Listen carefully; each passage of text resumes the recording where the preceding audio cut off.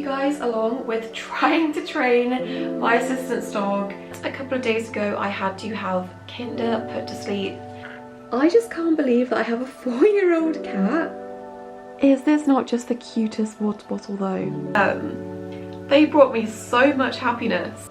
Hello, welcome back to another vlog. Today I thought I would start this by showing you what goes into trying to train an assistant's dog, because it is not easy. So I am not a dog trainer and I have struggled through this entire process.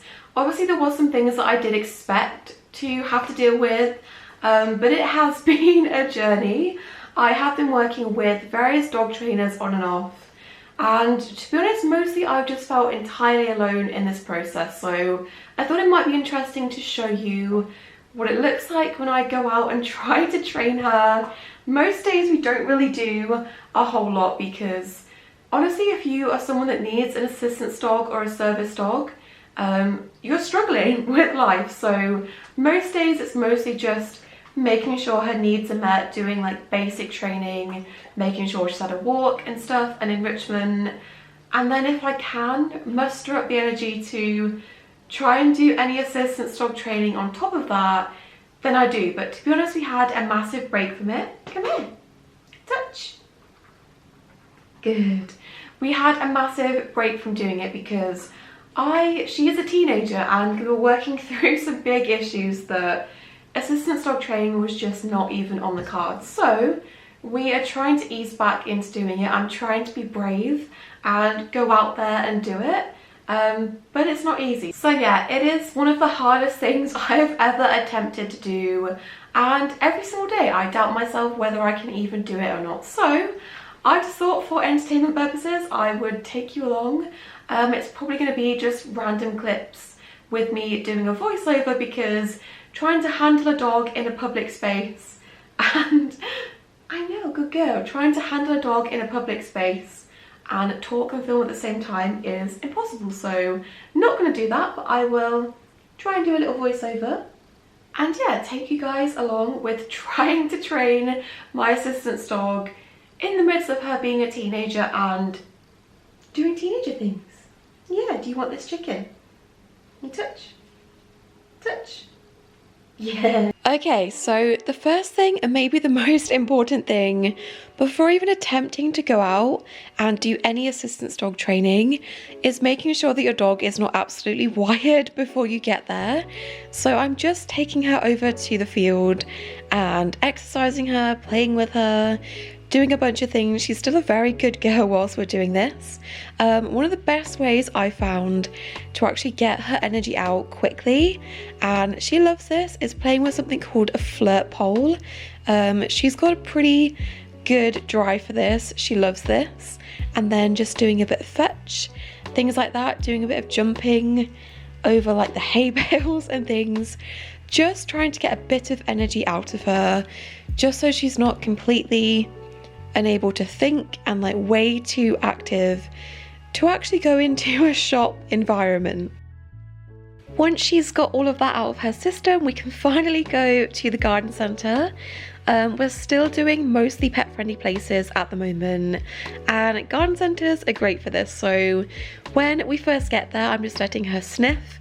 This was one thing that I didn't really think too much about going into this, but it's so important to allow dogs to sniff, get that out of their system and get used to where they are. So I let her sniff for a little bit when we first get to a new place, also just to make sure if she needs the toilet or anything, which she did. So this is me putting the poop in the bin, and then I just kind of wait for her to signal when she's ready. So when she starts giving me a bit more engagement, or she starts responding to me asking her for very basic things that she enjoys doing, like asking for a touch and things, when she starts kind of ignoring the environment, then I know that she's ready to start learning and working.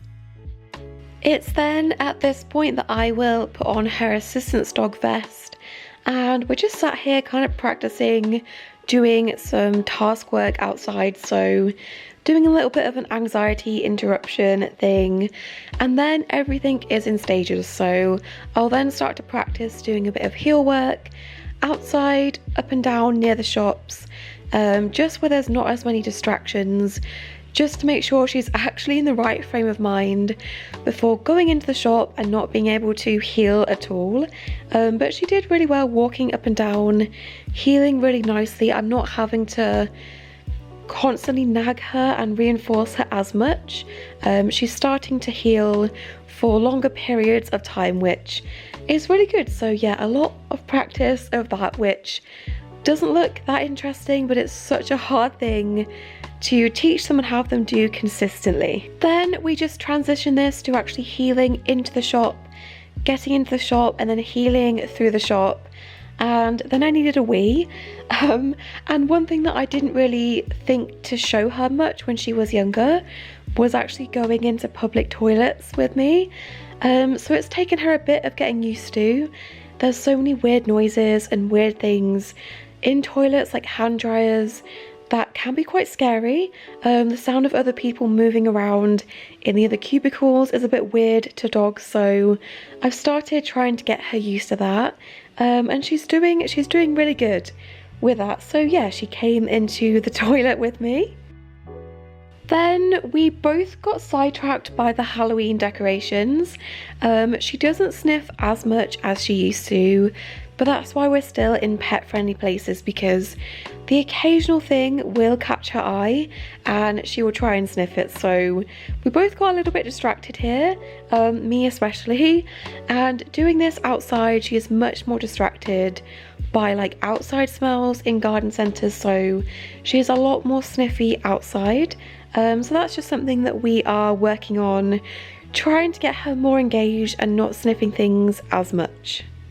To break it up, so we're not just working on walking nicely the entire time, we also worked on a couple of downstays, both outside and also inside, as you'll see in a second, and kind of walking out of sight just to kind of proof that downstay that she is going to stay where I put her. And she used to be way better at this when she was younger. As she's got older, she started testing the boundaries a bit more and thinking, actually, you know what? I can get up and I'm gonna get up. So just going back to this and really trying to proof this so that she will stay where I put her if I do need to step away from her for whatever reason, which I don't tend to have to do very often, but it's good to practice anyway. Then doing something which she does in such a cute and clumsy way, which is picking up her lead if I drop this and then bringing it back to me. She's so cute when she does this. And yeah, that was pretty much it. I did go back and pick up that candle holder because I just could not stop thinking about it. And yeah, that was our training trip. It's hard sometimes not to feel behind other trainers or other dogs that are her age that feel much more advanced than us, but we've had a lot to work through, so I'm proud of our progress so far, and I've just got to keep trying and keep going and doing it. But yeah, once we had that little training trip, she was then free to go back and sniff, and then we headed back to the car, and that was essentially everything that went into our little training trip. On the topic of dog training, I just wanted to show this because I'm really proud of us. So this is her crate area, and I wanted to make this like whole section dog related. So for Christmas, I treated myself to this artwork. I've never bought like actual expensive art before, but something about this was just calling to me. It's a bunch of like different dog breeds all tangled up together. But the actual thing I wanted to show is this. I've had this like rosette holder for ages and we just haven't hung it up. So finally we've got it up on the wall. It's got a little river on, and then these two, so this is grade 1 and this is grade 2. These are our like weekend obedience classes that she's been going to since she was 6 months old, I think. So she's got those. Then on the bottom, she has got her assistance dog organisation rosettes. Basically, to pass these and get these, you you have to send in videos of her doing a certain criteria. So she's done puppy, bronze, and then mitigating task, which basically is just showing that she can do things that mitigate and help a disability. So yeah, I've hung this up in our living room, and it's probably the most colour that's in this entire room, to be honest. I'm a very beige, neutral person, but I think it looks cute.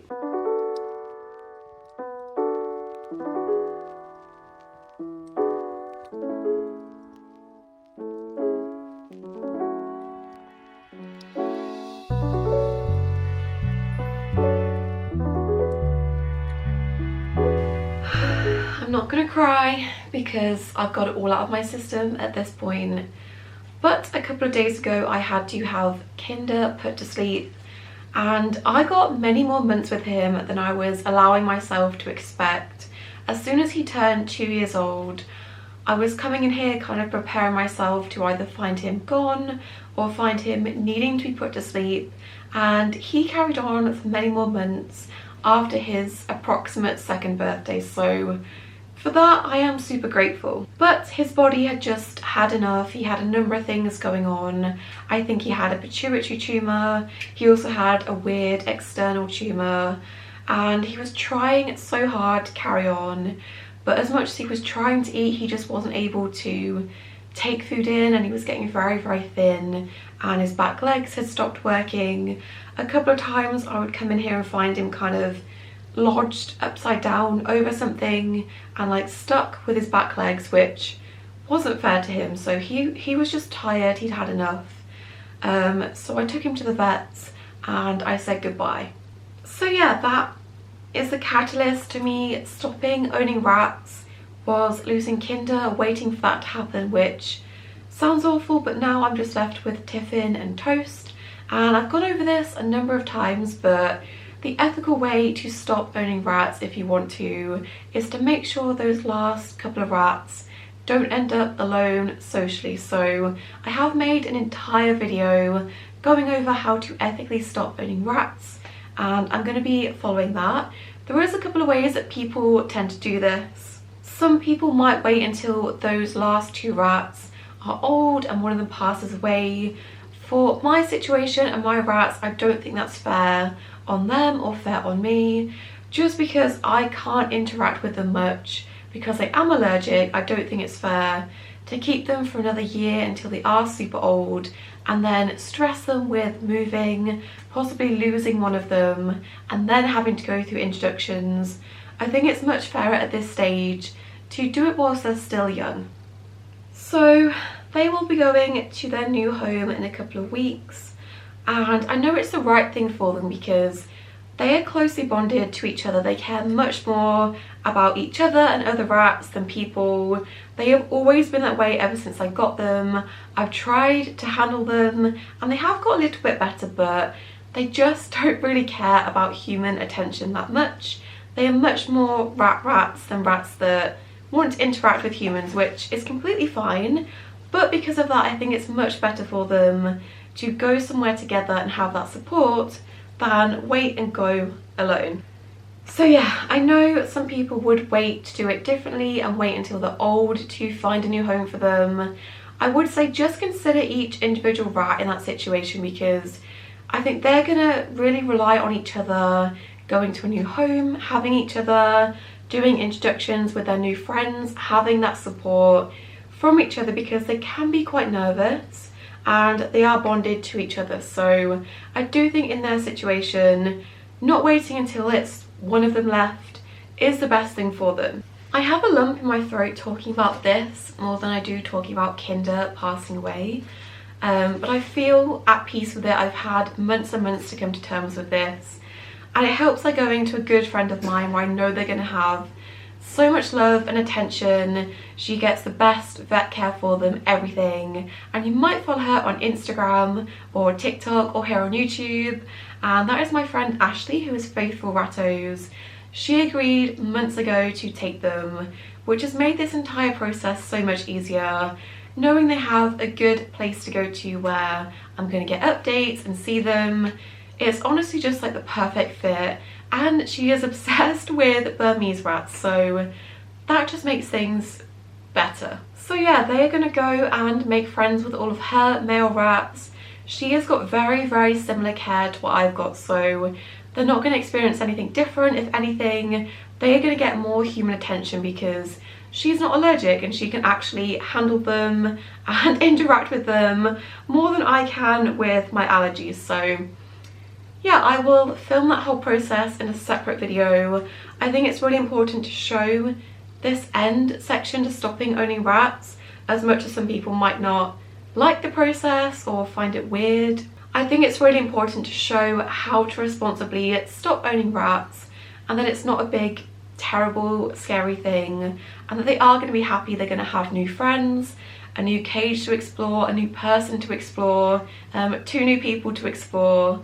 I think it's going to be really good to show that process, as much as I'm kind of, part of me is like apprehensive about it because obviously I don't want to see them go. I'm doing this because it's best for them, but it is a very weird thing for me to have to do.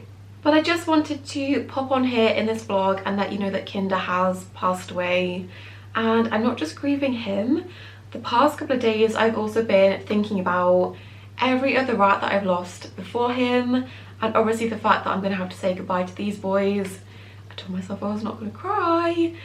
Yeah, it's been a lot. It's just been, it's brought up all of those emotions of other rats that I've lost. Obviously it's a nice feeling that I'm not going to have to go through that again and that constant loss with them, but I'm still like thinking about all of the other rats that I've lost before him, Aero, Crumble, everyone that I've lost before that. It's just been a lot, and I think it's finally hit me. There's been times with the rats where I've had to put them to sleep, or I've come in and I found them passed away, and as an adult life has to go on. You know, you find them at the worst possible time, where you then have to go out to something, or you have to go and do the weekly shop and pretend that you're perfectly fine when you're not. It's a lot, and it's part of the reason why I'm stopping owning rats. But the past couple of days I've just been thinking about every single one of them. My first 2 ever rats, Scampy and Rolo. Today it's their 8-year anniversary of me going and getting them, and they were just so tiny, and they brought me so much happiness that made me continue getting rats. Oh, for God's sake, I was not supposed to cry.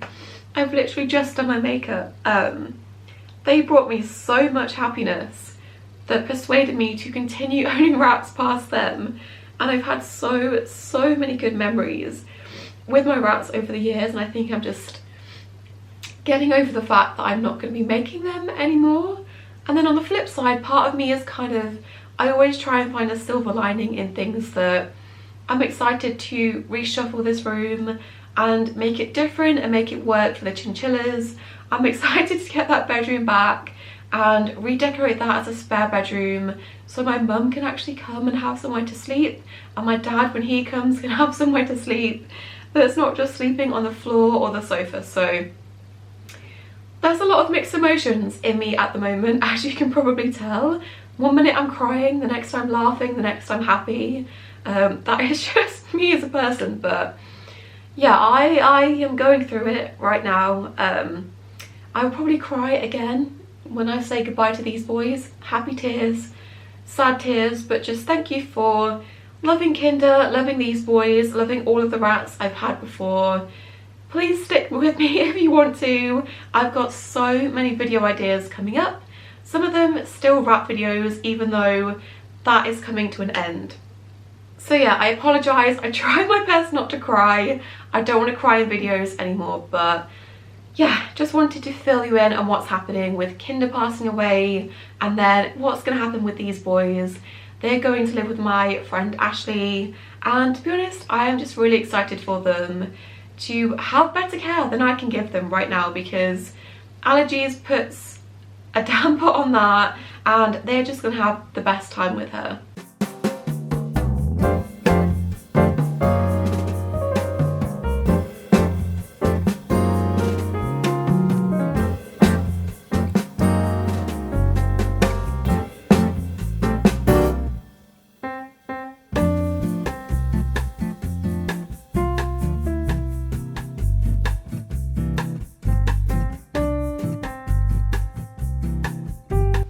got 4 presents for your 4 years on Earth.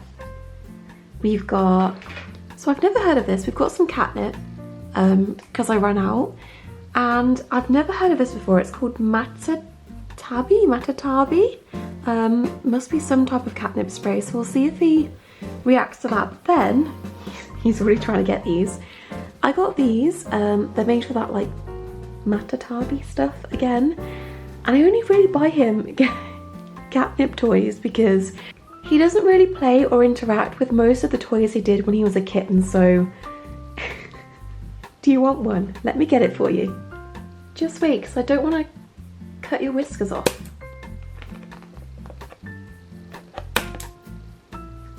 That's my finger.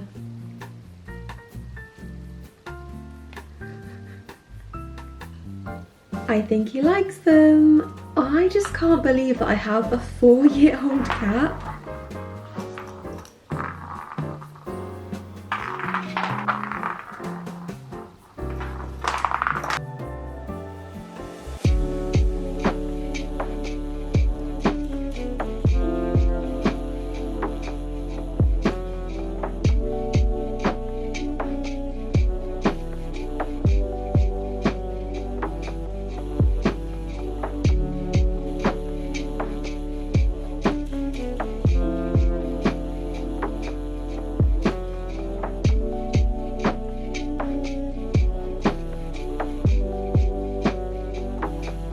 I did a little Amazon order this week. We have got some more food for the chinchillas. This terracotta calling castle from Bucat State. This is way bigger than I was expecting, which is great.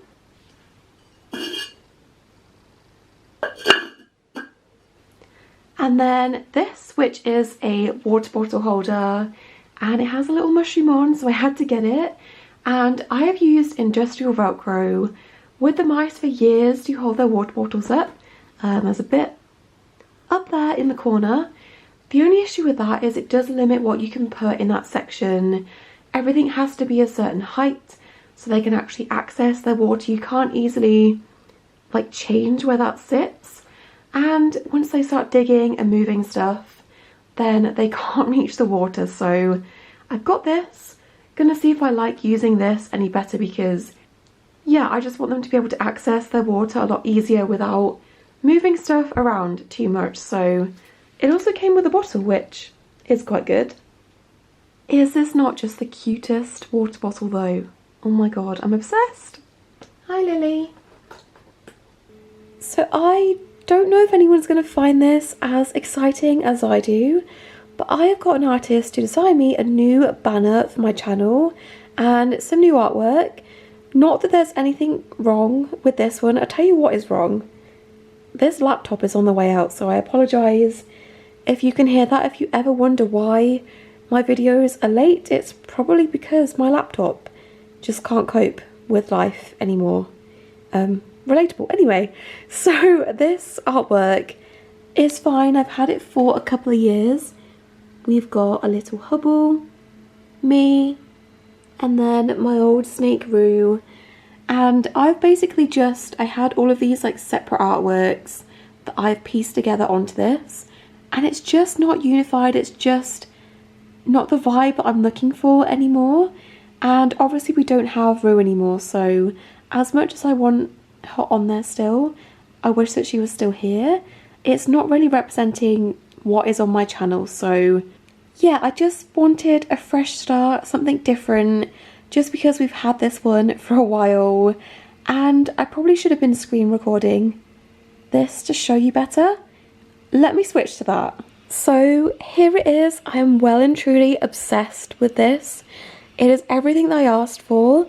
It's got everyone included as much as possible, and it's just a much more like homely vibe. It's exactly what I was looking for, and I am just well and truly obsessed with it. So if we zoom in, there's so many little details that you will probably never notice when it's zoomed out on my YouTube banner, but I don't care. I just think it's the cutest thing ever. So you've got me holding Hubble with River, and then Nimbus next to us looking more put together than he does in real life. There's mice dotted around, hidden in places. We've got Orbit with Nebula up on her tank. There's just so many little details, things like I mentioned random things I really like, things like frogs and plants and nature, and it's just such like a warm, cute design. I'm just well and truly obsessed with it. So we've got this is like the main banner artwork, and then I did ask for each individual animal to be on like a separate file that I can use. So if I'm like making little videos, I can have the little characters like popping up in the videos. I'm just, look at them all. A little mouse, Orbit, Hubble, River, another mouse. I just kind of picked some of my previous mice at random, just to be fair to all of them, just ones that looked a bit different. Nimbus, Nebula, another mouse. Just so cute. I am so happy. So yeah, I'm going to be rolling these out. I'm going to try to put my banner up at some point, and then we're going to have new like intro and outro things that most people probably don't think twice about looking at, but I am much happier having everything like new and a new start. I just think it's so cute. Here you go, have a golden hour Orbit to end the vlog. But thank you guys for listening to me ramble about my feelings and for continuing to watch the videos despite things changing a little bit around here. And of course, a big thank you to all of my channel members. I'll put the names of the rat here on screen. Huge thank you for continuing to support me and the pets. But I hope you guys enjoyed watching this vlog. I've got so many video ideas coming up that I'm actually really excited to show you. You'd think I'd feel quite defeated and lost. Don't get me wrong, I have felt like that, but I do have lots of video ideas coming up. So thank you guys for watching. Don't forget to subscribe, and we'll see you in my next video. Bye!